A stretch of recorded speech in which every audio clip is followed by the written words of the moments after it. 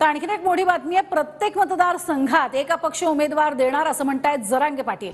गावागावामध्ये मराठा समाज बैठका घेऊन अहवाल तयार करणार आणि बैठकीतील अहवाल 30 मार्च पर्यंत जरांगे पाटील यांना देणार आहेत। तर उमेदवार निश्चितीची प्रक्रिया ही 30 तारखेला सांगणार असल्याचंही मनोज जरांगे पाटील म्हणाले। 30 तारखेच्या आत आपण आपल्या गावात जाऊन बैठका घेऊन मराठा समाजानं निवडणूक कशी लढायची याच्यासाठी गावाकडे जाऊन तुम्ही बैठका घ्या।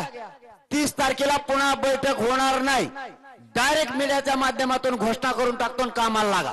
आणि गावागावातून 6 दिवसाच्या आत म्हणजे 30 तारखेच्या आत दादा आपण आपल्या गावात आणि गावातल्या एकाच माणसानं फक्त अहवाल अंतरवालीला घेऊन या। पण तुमच्या सभा झाल्याच पाहिजेत। एकाच माणसानं घेऊन या।